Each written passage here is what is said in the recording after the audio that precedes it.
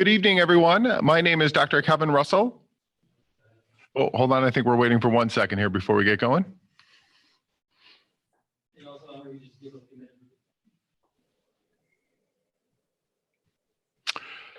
Good evening, everyone. My name is Dr. Kevin Russell. I'm the proud superintendent of District 58.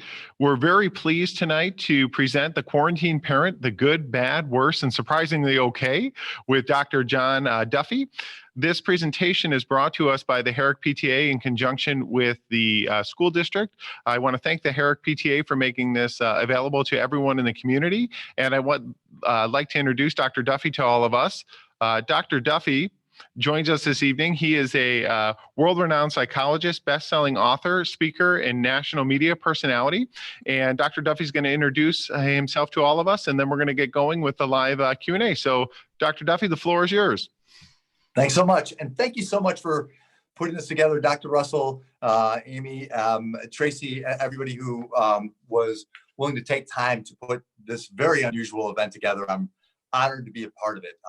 Before we get started answering some of your questions, I thought I'd just take a moment and tell you a quick story. So a couple of months ago, I was on this really awesome book tour for this book back here. If you can't read the title, it's called Parenting the New Teen in the Age of Anxiety. And let me tell you a little bit about the book, because the tour was abbreviated for reasons I'll explain in a minute that you might know. So the book is about how different things are for teens and tweens in the world today than they were just a few short years ago. And if you picture what your kids are dealing with and take what's going on in the moment out of it for just a moment and picture the increase in academic stress, the social stress that kids are under, including social media, which is playing this massive role in the self-worth and the self-esteem of our kids. And if you add on top of that, this awareness they have of mental illness. They're aware of depression and anxiety and attention issues and hopelessness and even suicidal thinking. And that stuff is sticky for our kids. They're looking it up and they're learning about it and they're adopting it as parts of their personas and identities, which is a real concern. And then on top of that, they have these fears about their futures. So I've been talking about all of these new elements of the lives of teens and tweens and how we parents in this new age of anxiety can address them. So what I'm encouraging parents to do, and what you're going to hear a lot from me tonight, is to open your hearts and your minds to be as compassionate and empathic and as listening as you can be with your kids. They need your ear because there's an awful lot about their worlds that we don't know. So I'm going to be encouraging you to make very few assumptions and ask a lot of questions. Now, I was on this great book tour a couple months ago. If you've read the news, there was this global pandemic that seems to be lingering for a while. So a lot of the advice that I was giving 6 weeks ago, I'm saying, oh, no, not now. You know, that, like, yeah, absolutely. You have to limit television time, but not now. Screen time, absolutely limit that, not now. Bedtimes and wake times have to be regular, but maybe not now. So there's a whole bunch of new rules in the playbook, and they're changing as we go week to week and day to day. And that's part of the reason I think we thought, well, we should talk about this, because the world of parenting is so very different, so very stressful. And there's so many new elements that you all have to deal with on a day-to-day basis. So we thought we'd get together and talk through some of the things you're going through. I'm working with your kids all day long, every day. I've never been busier in practice, which surprises me because every session is a telesession. And I'm working with some adults too and parents, so I have a feel for some of the stressors that you're going through too. So let's see if we can't, just with some give and take here, come up with some solutions for managing some of the stress that's going on in your household, with your kids, with yourself, and maybe with the relationship between the two of you. And thank you. John, thank you so much for that introduction. With me tonight is also Amy Reed, the principal of Herrick Middle School. Several parents have submitted questions to us ahead of time, and what Amy and I will do is we'll team up and we'll ask you questions in an alternating format from what parents have submitted. Parents, We would like to remind you that there is a link that was sent out to all parents via Facebook, and it's also on our district website where you can submit questions. We'll get to as many questions as we possibly can. And then any questions we're not able to get to, Dr. Duffy will speak to you about another opportunity he has where you might be able to ask those questions at the end of our event. As a reminder for everyone, we will record tonight's session, and we'll also put it up on our district's YouTube channel when this is all concluded. So you can come back and visit this, or you can share it with people when it's all done. So Amy and I are going to turn our video cameras off so you can see Dr. Duffy in the full screen, and we're going to go ahead and get going with our questions. So the first question we have for you, Dr. Duffy, this comes from Henry Puffer, which is one of our elementary schools. What is the best way to support a child who has school anxiety over e-learning when they normally love school? Yeah, that's a really great question. And this is happening for a lot of kids. So your child is not alone. So effectively, your child is now experiencing anxiety because this is a whole new way of learning. So your child likely has mastered the idea of being in the classroom and being in sync and being in rhythm in the normal school day. And so his or her anxiety is rising in large part because this part's unfamiliar and it feels a little less controlled, a lot of kids tell me. So they're not sure they have the same agency over their grades, the same connections with their teachers. So you want to make sure you let them know that they have actually a lot of control here over the work they do, the times that they work, and the more structure you can place in the day, the less you're going to hear about that anxiety. You also want to talk to your child about the nature of the anxiety and draw it out of him or her, because we might be guessing wrong too. So it might be related directly to school. It might also have something to do with friends or the virus itself, or a number of different things that is just manifesting in this one way. So I encourage you, again, not to make the assumption that it's just about this, but if it is, I think if you add some structure and allow them to exert some control over it, you're going to find that that agency that they sense over that is going to alleviate some of that anxiety. This is true for kids who are in session as well. Oftentimes, kids feel like they don't have the control that they'd like. And anxiety is often a manifestation of a lack of control. Dr. Duffy, just to piggyback off of that question, you had mentioned kids might be concerned with the virus. This is a question we get a lot from especially our younger parents, but even all the way up through middle school. In your view, what is the appropriate conversation to have with children about the virus and the impact that it may have on the health and well-being of, everyone in our community? Yeah, that's a great question, and I'm fielding that virtually every day. I used to distinguish answers to questions like this by age, and I suppose there's a mild distinction, but it's not as broad as it used to be because kids of virtually every age have a lot of access to a lot of information. So they are aware that there's something very, very different, all of your kids, something very, very different going on in their world today. And my inclination is to urge you to be very honest with your kids. You don't have to tell them every detail, every number, every death, what's happening in your county. You don't have to sit and watch the president and the governor's briefings with them necessarily, but they might find some comfort in that, some of your older kids in particular. But you want to be honest about what's going on, that there is this situation going on in which people are getting sick. And the reason we're staying home is to make sure that we do our part in making sure that as few people get sick as possible. So you want to kind of pare it down, but you want to be honest with your kids, because if you think you're shielding them from the truth, you're not going to effectively do that. That's just not possible today. And they will sense that you're trying to kind of shade the truth a little bit with them, and their anxiety will go up. It won't come down. I've experienced this over and over again throughout the last 2 months. So be honest with them, but also tell them what the good news is, that this is a curve, that this flattens out at some point. And if we do our job and we isolate and we shelter in place, that curve flattens even faster. So we're helping people stay healthy by doing our job here. And if they're interested, let them know what else they can do to be helpful, because this is useful to a lot of kids who may at first, and I can imagine a lot of Downers Grove parents are thinking, my kids are not interested in helping out. But you'd be surprised. I'm finding the kids who are given the opportunity to make masks, do grocery runs for elderly folks, reach out to people via FaceTime who are isolated, that they find that like there's some meaning in all this. And if they can get some meaning wrapped around it, their anxiety level comes way down as well. And they also, again, feel some element of control over the part of the universe that they can control. So I'm glad you asked that question. It's important. Okay, Dr. Duffy, we have a question from a Highland parent. E-learning is particularly hard for parents that are working from home. What advice do you have for parents that can't sit with their children during the day to monitor their schoolwork and help them work through their questions and issues? Yes. I can imagine that I might have a different answer than some of the educators, but I see opportunity all over the place in this situation. So your children are going to learn a lot of the material from e-learning. Some of it they may not grasp entirely, and that will be picked up at another time once school's back in session fully. But in the meantime, if you're working at home, you can let your kids know, hey, you know what? I can't help you right now. I've got some things going on, but I can help you later.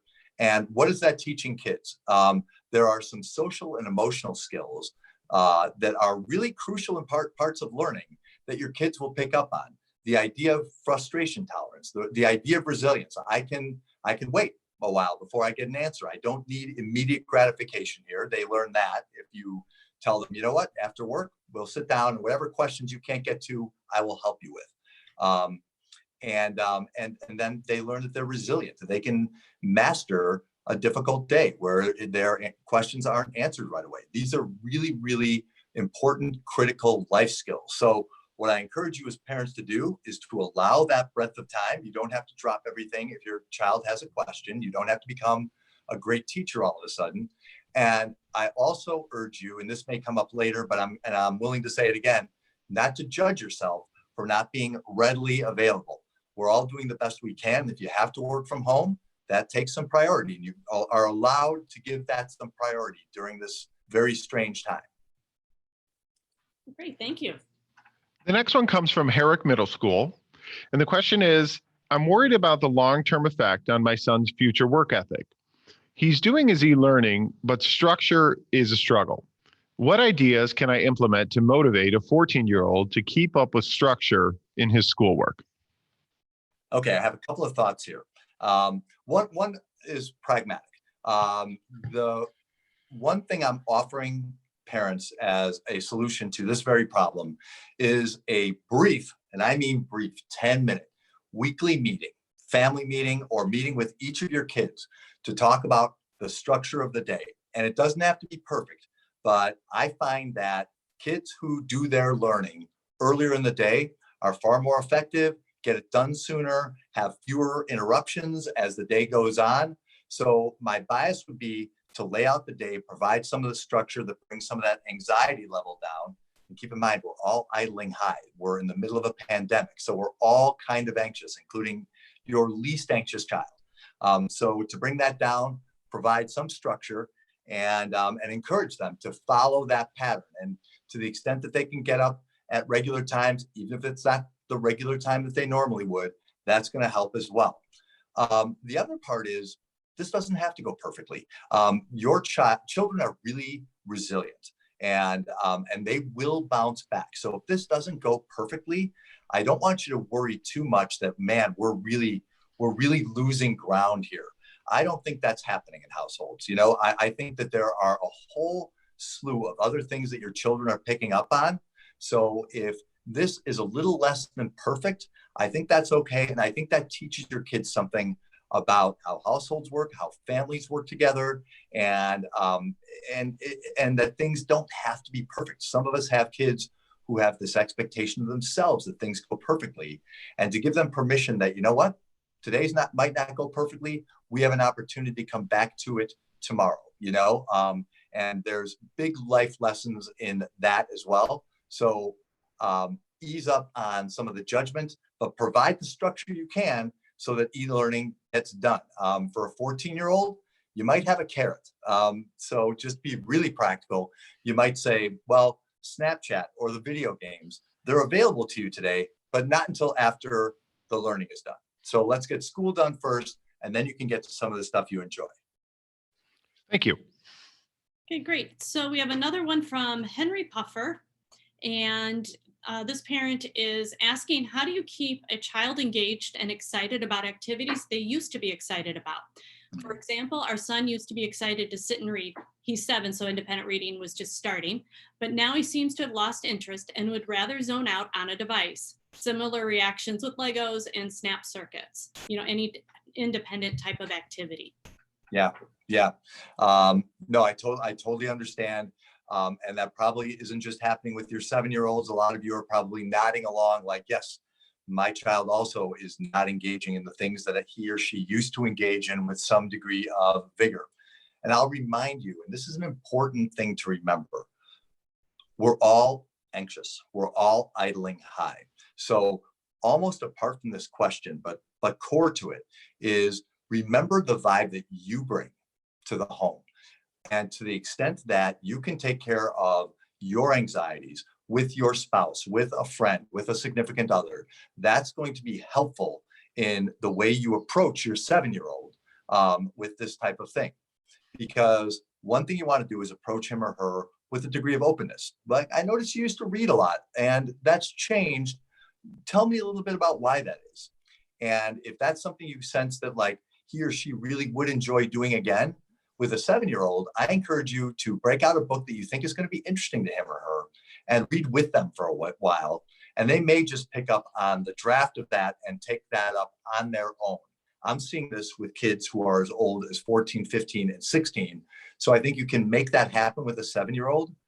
It's also okay that their interests are changing and they're interested in some other things. That may be a reflection of the pandemic and what's going on now. That may be just an element of maturing. But I'll admit I have a bias in favor of the 7-year-old who enjoys reading. So to the extent that you can encourage that, I would love for you to do that. So my bias as a first step is to sit down and see if you can't kickstart that again before you kind of look for other activities for that child. Great, thank you.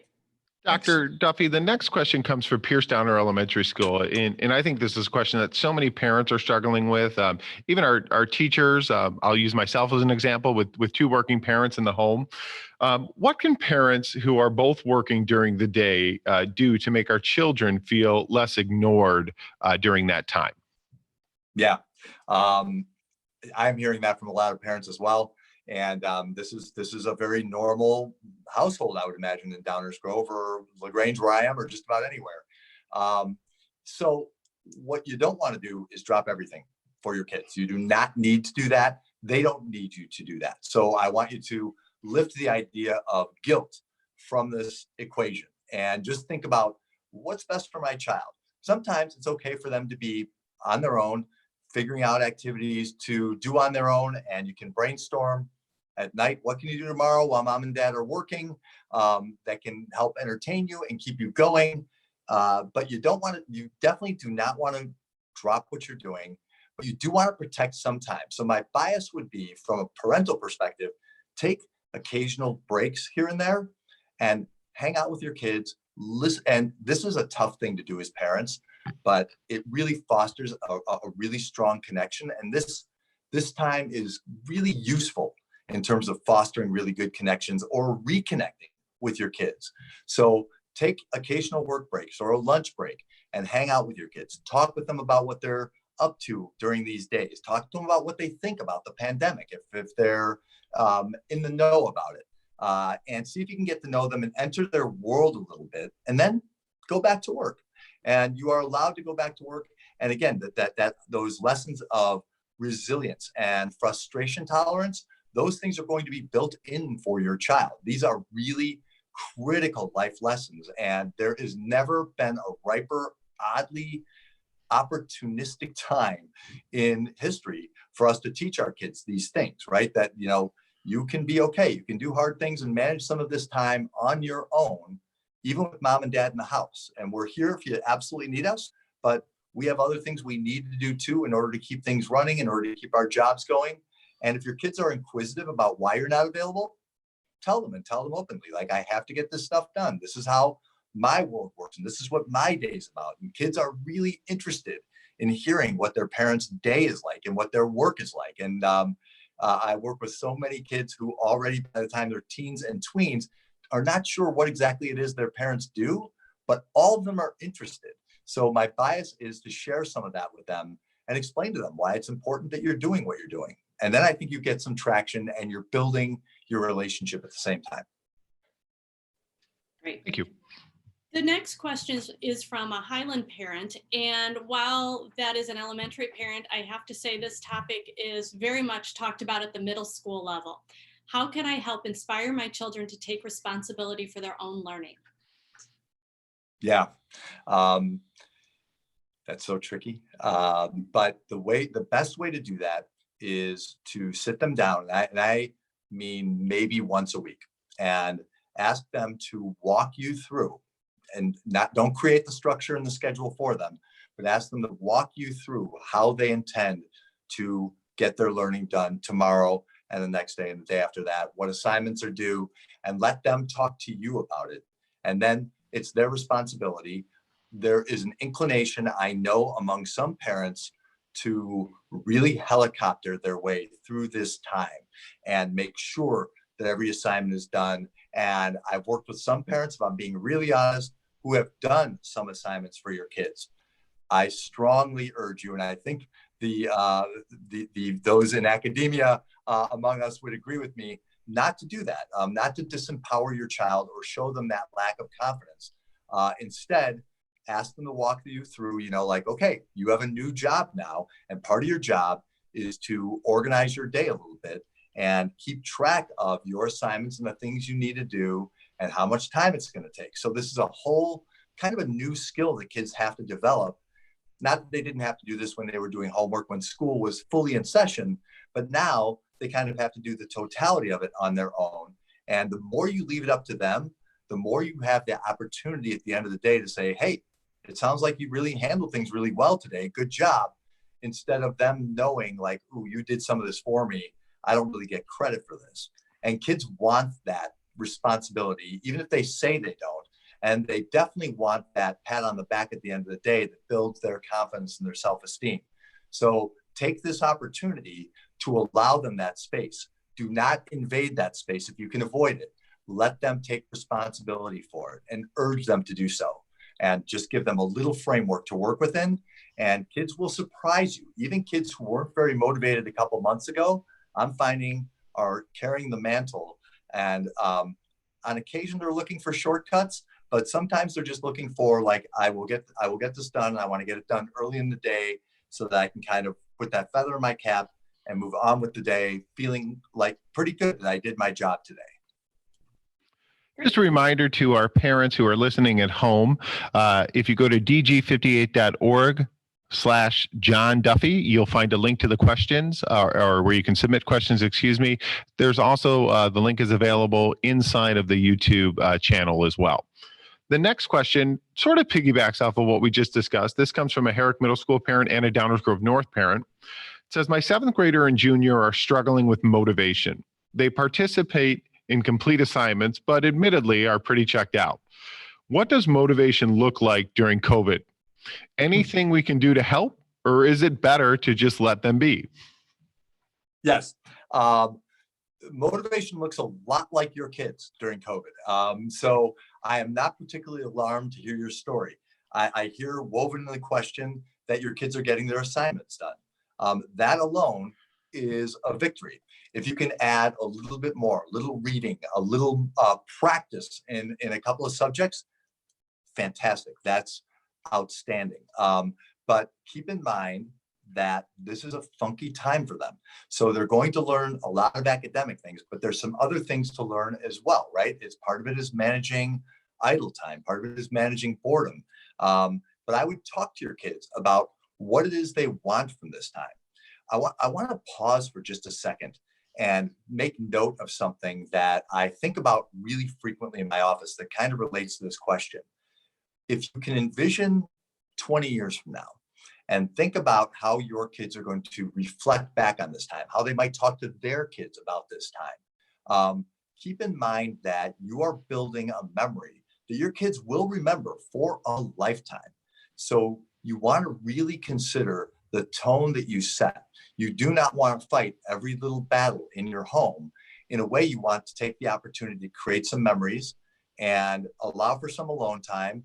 And given that this is taking quite some time, you want to achieve some emotional balance. So this is part of our job as parents. It's not just making sure our kids are motivated and getting their work done. And it sounds like your kids are, and I think a lot of your kids are, but it's also maintaining some degree of emotional balance during this time.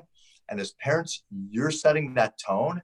And if you can set a calm tone during a global crisis like this in your home, where tension is high, anxiety is high, as time goes on, the interpersonal conflict between siblings, between you and your kids might be rising. All of this is are various difficulties that you are managing in real time here. So if your kids lack a little bit of motivation, keep in mind that all this other stuff is getting achieved with each passing day. And give yourselves and your kids some credit for that as well.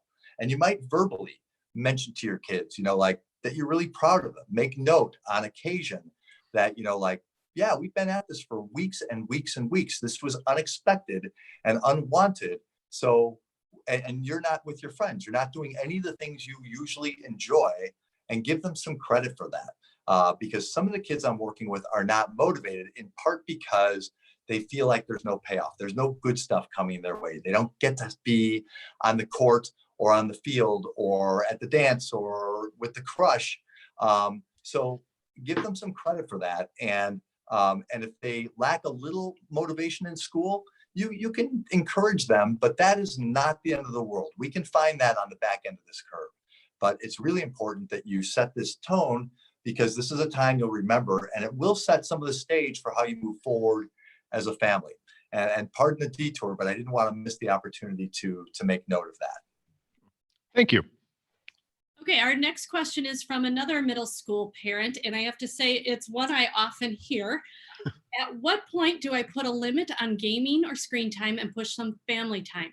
Even though I have allowed 3 to 4 hours of gaming per day for each of my 3 teenage boys, and let them finally get Call of Duty, and let them stay up super late to play every single night, I feel like they will still remember this quarantine as the time the mom yelled at us constantly to get off our screens. They still grunt and moan like a teenager when I ask them for a chore to be done or family time to be had.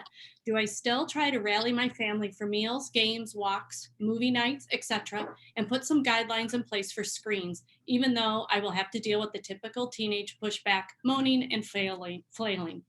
Or do I just surrender and let them have it all?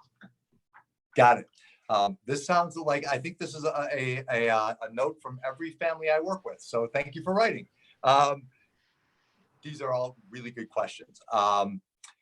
If we were talking 6 weeks ago and we were all meeting in person and there were no COVID-19, I would have a very, very different answer to each one of those questions. I would say, yes, we're absolutely going to limit screen time to about 2 hours a day, because anything beyond that can be depressing and anxiety provoking and cause attention issues. And no, we don't want to spoil our kids with all of these extra prizes. And we're not going to give them Call of Duty of all games, because that's a super violent game. And no, we need to rally them to do things with the family. But to my point just a moment ago, we are regulating an emotional temperature in a household here. So I strongly urge you in the weeks to come to relax some of your rules. Not altogether, not entirely, not a free-for-all. But if your kids are playing 3 to 4 hours of video games right now, I'm going to say, as a professional here, I think that's okay for now. If they're playing Call of Duty, I think that's okay for now. If they're not gung-ho for participating in family events, I actually think that's okay for now. I think as parents, we have been sold by my profession as much as anybody, this ideal early on in this pandemic that we were going to rally our family. We were going to do this e-learning thing perfectly. We were going to become great classroom teachers in the home, and the house was going to be sparkling clean, and we were going to have projects to do together, and we were going to do puzzles together as a family and create meals together, and this wonderful ideal. And as time goes on, my expectation has shifted in a very different direction, where if you're maintaining some degree of emotional stability, and things are moving forward. You're progressing every day in your home. Some work is getting done. There's some play getting done. And if you get something happening together as a family, absolutely take that. I would mandate like one family night a week. We're going to watch a show together. We're going to play a game together. We'll play some online game together, something like that. But I wouldn't expect that on a daily basis. And I would really pare back on the battles you're willing to wage, because somewhere in that question you said, I don't want this to be remembered as this time where I'm the mom yelling at my kids, my teenagers all day long. And you don't want to be that parent. So I urge you to back off of a lot of those battles and let a lot of this stuff be. But I would note that this is temporary and be really clear about it, that we're, the more we can take this time and kind of set it aside in our kids' minds as like, this is temporary. And once we're back to our new normal, whatever that looks like, and maybe we're not sure exactly what that looks like, then we're going to reinstate a different order. But for now, given that we're all heightened here a little bit, we're going to allow a little leeway here and there, just so we're not fighting every battle. And in recognition that this is hard for you guys. You are not enjoying some of the same things you're used to enjoying. So it's okay. If you're playing video games, you are probably in touch with friends. If you're on Snapchat or you're on Instagram, you're probably touching base with friends in a way that you can't do in person these days. So I encourage parents to let the leash out on that a little bit every day. Dr. Duffy, this next one's a pretty serious question, but I still think it's important to ask. It's from a middle school parent. It says, my child is so anxious that he or she is taken to self-harming as a release for the intense emotions.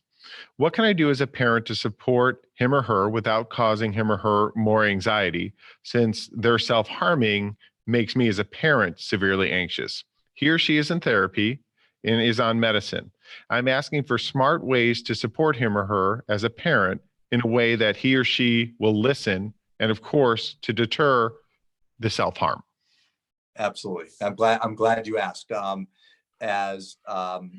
As rare as this sounds, it's not very rare. And I know some of you parents know that.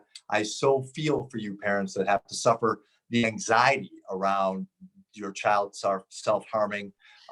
It is not altogether uncommon. It is absolutely not a failure of parenting, but you do want to be really proactive about this. So I'm very, very glad to hear that your child is in therapy and has had medication evaluation. It sounds like medication was indicated there. If anybody else on this call has a child who is self-harming, reach out for teletherapy services. Those are happening all over the place. And I've talked to a lot of my colleagues, and I am involved in a 40+ hour a week practice myself. This actually works really, really well, even with young people. So I encourage you to pursue it if your child is depressed, anxious, or self-harming. For this child in particular, or for anybody's child who's engaged in this kind of behavior, you want to sit them down and draw them out a little bit. Typically, when a child self-harms, they're expressing some anxiety that they're internalizing. So something is going on in the external world, and they tend to internalize it, and they don't know another way to mitigate their emotions and manage their feelings other than self-harm. So this is really an exercise in managing feelings effectively. So I encourage you to work with your son or daughter's therapist and talk about what they're doing to help your child manage those emotions and really correct the fallacy that somehow they're responsible for whatever they're considering themselves responsible for. And some kids are going so far, I am finding, as to blame themselves for part of what's going on with the virus. They're afraid that they're going to carry it. They're afraid that they picked it up somewhere and they're going to make a grandparent sick. And some people have said, oh, I don't think my kids are even thinking about it. But trust me, every kid is thinking about it. They might not be talking about it. They've got other things on their mind as well. Your child is thinking about it, I promise you, because I've been surprised every time I've asked, even kids who seem absolutely dispassionate. So your self-harming child might be self-harming in part because of what's going on in the world right now and not knowing what to do with his or her emotions. So you want to make sure that you are an available repository for their emotions. And the tough part of that is they're going to have some things to say that you might not want to hear. Typically, the self-harming child does not feel in the moment particularly good about him or herself. So you might hear, I hate myself, I'm stupid, I'm fat, I'm ugly, people don't like me, all those awful things that we know our kids go through. Trust that these are fleeting feelings, but you have to steel yourself to be prepared to take that on and breathe deeply and allow your child to talk to you. They need to know that you are available as a resource, because that can be so useful in mitigating that self-harming behavior and the underlying negative feelings. So there's a lot you can do. And the main thing is make sure that if your child's engaging in dangerous behavior like this, that they see a therapist for sure. Thank you. Okay, our next question is from a Herrick parent. My child doesn't show any interest in FaceTiming or texting or talking with his friends at school. All of his or her after school activities have obviously been shut down because there are no sports, and isn't really showing any interest in reaching out to any classmates. Should I be encouraging her or him, or leave it be? Yes, both probably. But before you do either, I would encourage you to sit down with your child and note exactly what you note in the question. Like, hey, I noticed that, you are a social person. You're used to being with your friends. And now there's this opportunity. You can FaceTime with them. You can talk with them via games and other ways. We can be creative and come up with something else. But you don't seem that interested. So tell me about that, because some kids think very, very black and white about this and are very angry that and hurt that they can't be in close contact with their friends and have that fear of missing out. And their thinking becomes very limited and binary. So it's either I'm with them and having a good time, or I'm not, and there's nothing in the middle that's going to feel good. So if you find that your child's thinking that way, and a lot of kids are, encourage them to experiment with a FaceTime call or a Zoom call with a couple of friends and see how it feels. In my experience in the last few weeks, when kids do that, they inevitably find that the connection works far better than they thought it would. And parents describe like, oh, they've been on the phone for hours and they're enjoying themselves, they're laughing, they're having a good time, and they just needed to break that seal on their hurt feelings. Because a lot of kids deep down feel very victimized by what's going on here. And I get that, there's bigger problems in the world, but if you picture being your child's age, this whole social thing and missing out on weeks and months of social connection is really, really distressing for a child. If we were 13 or 15 or 17, we would all feel the same way. And we might feel like, no, I don't want anything to do with it. This is just too upsetting. But if you can find some middle ground with them, I'm finding the kids are drawn to the connection when the connection is made available to them and encouraged. So if you present it as an experiment instead of a mandate, I think you'll get somewhere with that. John, the next question is about missing out on things. And I think as so many events come up in the springtime, that's a common theme, whether you're a kindergarten student, a sixth grade student, or even an eighth grade student. So this one specifically is, my eighth grader is upset that they won't have graduation, we call promotion in our district. Should I try and do something extra for her, or just help her understand that those are the breaks? I think I encourage you to do both. I would start with the latter. I would talk about how, I'm so sorry that you have to suffer this, but during this time, we have to cancel graduation, and here's why. And your child will probably have a pretty good beat on why, and we'll have read some things from the district that show why the graduation ceremony is not taking place. But to do something as a substitute, to have a private, photo session or a brief quick little graduation ceremony at home. I've worked with people who are planning those as we speak, and they might not mean everything to your kid, but some kids are saying, who've been through it already, that it means more to them, that it feels meaningful and they really enjoy it, that the family went and did something special for them at a difficult time. But to go back to the former for just a minute, I think it is okay for our kids to know and to recognize that there are sacrifices that we all have to make during this time. And that one in particular is a big one. But you're absolutely right, that Kevin, that your kindergartner is going through some losses and some difficulties, and your second grader and your eighth grader and your sixth grader. Every kid is missing out on something, and I think it's important every few days to sit down, check in with them about how they're doing with that.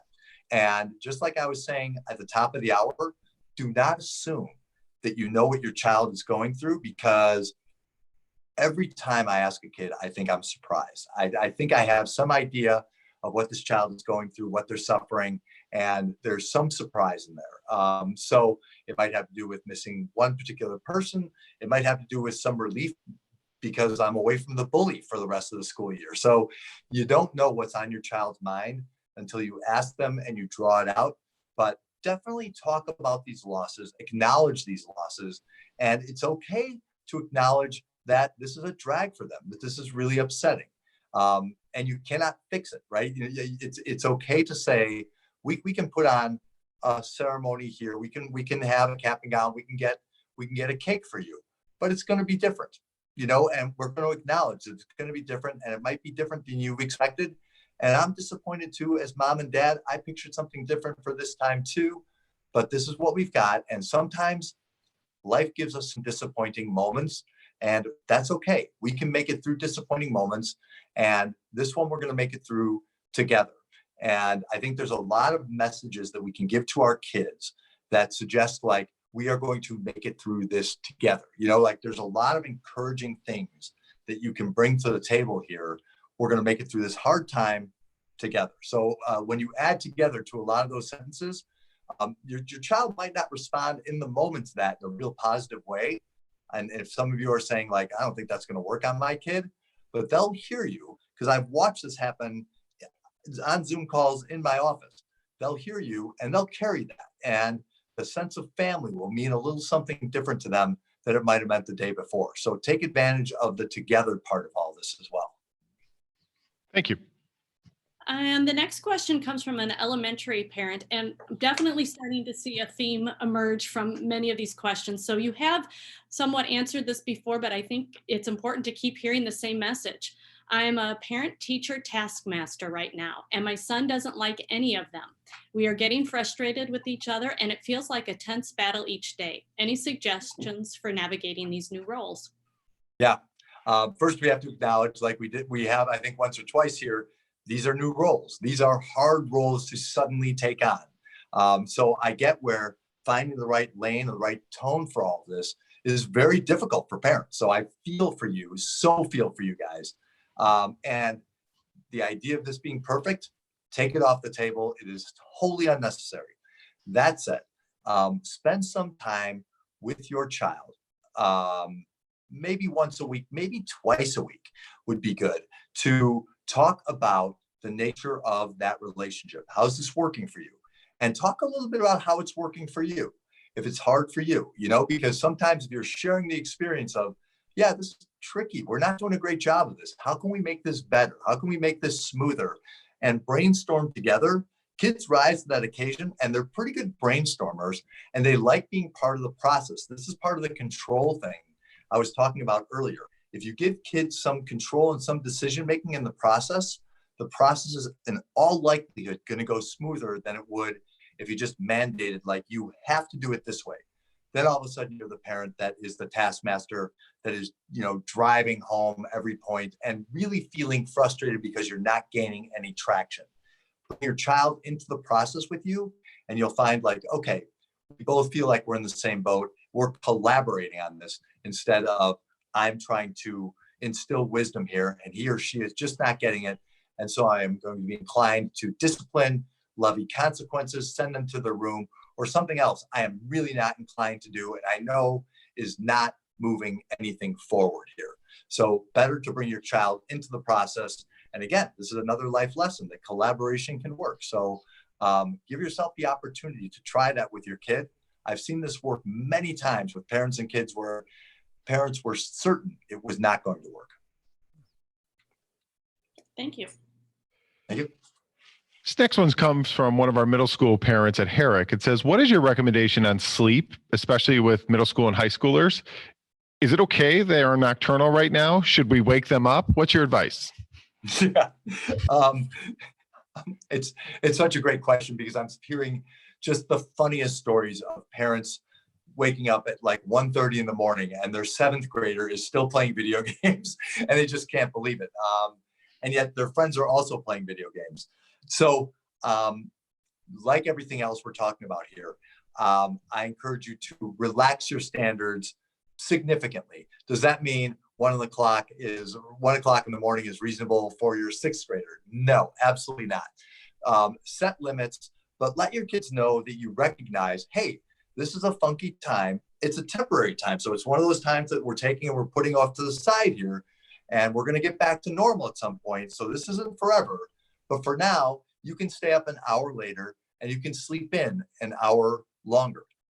One odd benefit I'm finding through all this sleep issue stuff is that kids tend to be sleeping, that they're obviously getting to bed later and they're sleeping later, but kids are getting better and longer sleep than they were sometimes during the school year.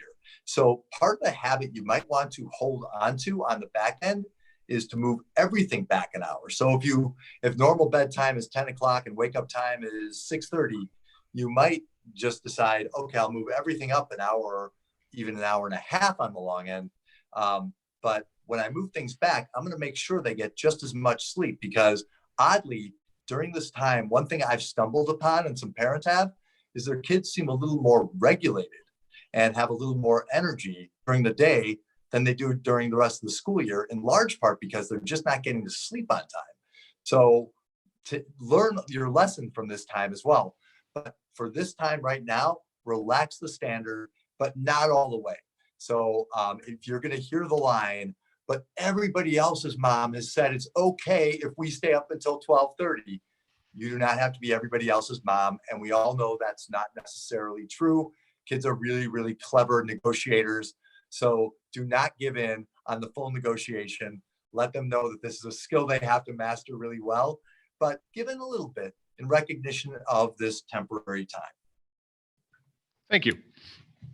All right, and the next question is from a middle school and a high school parent.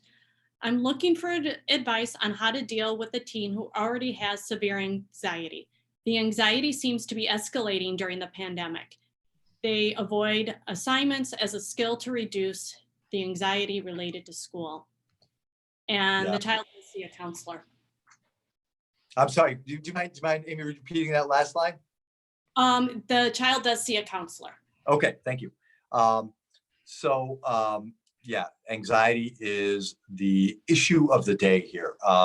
We're all carrying some of it, but for those kids who had a little bit of an elevated level of anxiety coming into the pandemic, a lot of them are experiencing more now. So you want to talk to your child about that. And you can be pretty open that, I recognize that you're anxious. Some kids are going right to their parents, and that might be true of the children of the writer of the question, and letting their parents know I'm feeling anxiety. And kids actually know the nature of anxiety. So when they say they're feeling it, they actually know what they're talking about. So if you can be therapist for them for a little while, what you want to do is you want to ask them, well, talk to me about that. Talk to me about what your anxiety is like, what it's about, what you're feeling in your body, and let them run the line out. That alone, having that caring, listening ear, that carries a kid a long way through their anxiety. One thing I find is that anxious kids do not always need solutions to problems. They need somebody absolutely to hear them out chapter and verse through them. And given that these kids are talking to counselors, that's great. I would absolutely let the counselor know that this is going on, that their anxiety is elevated. But recognize that it makes sense for your child's anxiety to be elevated during this time, right? There is this global pandemic. Everything feels different. I had a 16-year-old in my office the other day who virtually said that she felt completely out of sync with herself, like she was on a different planet. She said like she had broken a coffee cup when she would never normally do something like that in the morning before she came to see me. And she tripped over her own shoelaces going up her stairs. So we're all dysregulated in strange ways. We're not in sync with our bodies. We're not in sync with our minds. So if we're feeling some anxiety going in, we might be feeling more now. And I think you mentioned that these kids might be anxious about the assignments, so they're avoidant of them. What you want to point out, so anxiety is often driven by a breach in reason and logic. And the breach there is, oh, the more you avoid that, you're just going to get more anxious. So why don't we sit down with it and start with the first problem or the first paragraph or read the first couple of sentences, whatever the nature of the assignment is. And once the kid gets started, I find that kids works through things pretty readily, but they need a starting point. Anxious kids often have a hard time just getting started because anxiety often carries an air of perfectionism about it as well. So if you can get them started and help them just kickstart the process, oftentimes the process will kind of take care of itself and your child will engage. And it gives you the opportunity at the end of the day to say, wow, you really handled that beautifully. Well done. How do you feel now in terms of anxiety? And you're probably going to hear that it's lower, but no matter what you hear, it's grist for the mill. It's something to talk about. So do not stop talking to your child and make sure that you are informing the counselor as you go. For those of you with anxious kids who are not talking to counselors, keep an eye on them. And if they're just mildly anxious, talk to them just the way I'm talking about talking to them. If you find that it's beyond that and they can't engage, they won't get out of bed, or they seem phobic about school or about the school work, then you want them to talk to a counselor. So keep in mind that there's a point at which functioning is disrupted to a great extent, and then you want to seek professional help. That's not a failure in parenting. That's just using every tool at your disposal to make sure your kids get everything they need to be successful and to alleviate some of those anxious feelings, which for those of you who felt them are really awful. As we're getting close to the end here, I think this one's fitting as we start to conclude the evening. When is it time to call it quits if you're fighting with your child over schoolwork? I think many of us as parents have felt that. When's enough in terms of that argument phase? Yeah, that's a great question to maybe end on. So oftentimes what we do is we want to solve everything in that moment. So parent and child are both heightened, angry, yelling, or very close to it. And we are often doing, and we'll recognize this right now, we're doing our worst decision making when we are in that elevated state. And we tend to want to win. And our child also wants to win, so they're willing to yell back. And we end up in this debate and this argument that we know is going to net us nothing. Meanwhile, the emotional bank account balance with our child, we know, is dropping like a rock during that process. So my bias is not to take this on in that moment, but to give it 10 minutes. In 10 minutes, usually the temperature comes down just enough where you can sit down and say, you know what, let's revisit what's going on here. And let's talk about how to get this work done in a way where you and I can get along here and get along well. And again, bring your child into some of the decision making, but also be clear what your expectations are. And even in this time, and I'm going to be careful here, but I mean this pretty sincerely and soundly, you do not want to drop your expectations of how your kids do their work. In other words, if you say, you know what, I don't expect much of you during this time because this is a hard time, I'm finding the kids drop their expectations even lower. They see our drop as a show of no confidence, and they will meet us and call us by dropping their expectations further. And that's hard to get out of. And I picture that even a couple of months from now, or however long it takes for us to get out of the pandemic on the back end of the curve, it's going to be hard to undo. So keep your expectations high. Let your kids know that the work they're doing, you expect them to work hard on and do well on, even though these times are tough. But you're willing to negotiate a little bit on when they do it. You're willing to be helpful when you can, not when you're working, so that they develop some of that frustration tolerance and resilience that is a fringe benefit of a shelter in place order, and keep communicating. So, broadly speaking, to kind of, if it's okay to maybe summarize, Kevin, a little bit of what we're talking about, does that work? Yeah, that sounds great. Okay. So broadly speaking, you probably can tell that my themes here are fairly consistent.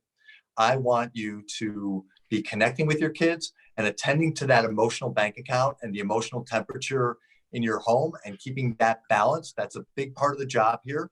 I want their days to be reasonably structured so they get some work done every day. That brings the anxiety level down just a hair lower. I think it's okay that they have some free time to do whatever they want, some time to be on video games with their friends. And if you find that your child is exhibiting behavior in the margins, in other words, he or she, like one of the questions, is not interested in talking to friends. They're not interested in some of the activities that they've done in the past. They're really, really sedentary beyond the norm. Then you really want to think about seeking help, or at the very least, really talking to them about how to get them motivated to do more in a given day, because it is not good for any of us or any of our kids to be sedentary on a regular basis all day, every day. And I'm working with way too many kids who are in that situation, and I can feel their anxiety rising. One thing I haven't mentioned, but I need to, is I find that the antidote, one of the biggest antidotes to keeping kids healthy and to the extent that's reasonable off my couch on a regular business day, is movement. So I think it's really tricky to get kids to exercise these days. Not everyone can go out for a run or hit the Peloton bike or a treadmill, but I'm working with kids who are doing some workout in the yard, or they're playing tag with their siblings, or something where they are moving virtually every day. This is a great regulator that I think during this pandemic period is by and large getting ignored. And I want to bring that back into the discussion and get your kids moving and active. But mostly, I'm hoping that as families, you can create some really fond memories during this time. So allow some space and time for that. That is not a mandate that every night you do a puzzle together, you play a game, or you have great laughs together. That's not going to happen, and that's okay.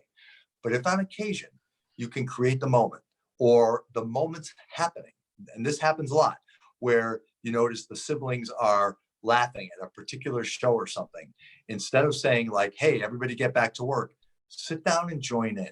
Listen to the music that they're listening to.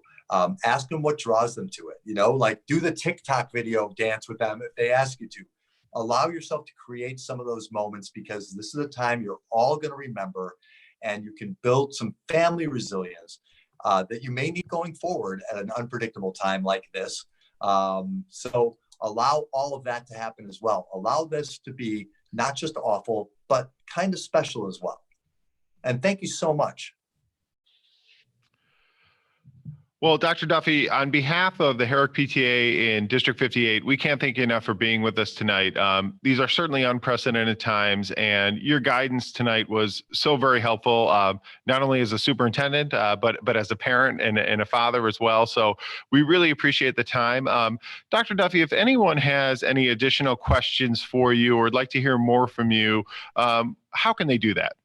Yeah. So my website, folks, is drjohnduffy.com. So you can find resources and my book and some other things there. But on a regular basis, because I noted at the top that things are changing day to day and week to week in the world of parenting right now. And I'm lucky enough to have my finger on the pulse of that on a regular basis. Every Thursday night at 8:00, I do an Instagram Live. That includes tomorrow night. My tag there is at Dr. John Duffy. So if you have a question, just write me in the DMs there, or message me at Dr. John Duffy on Facebook, and I will be sure to get to all the questions, if not this week, next week. And I'll be doing this all through the pandemic and probably beyond, Thursday nights, 8 p.m. Central. Well, again, thank you, Dr. Duffy. Thank you to Principal Amy Reed. You did a great job tonight. And as a reminder to all of our families, we will post this once the recording is finalized. And I just want to thank everyone for taking time out of their evening to join us. And again, Dr. Duffy, outstanding job, and thanks for helping us out here in District 58. We really appreciate it. Thanks for having me. All right, have a great night, everyone.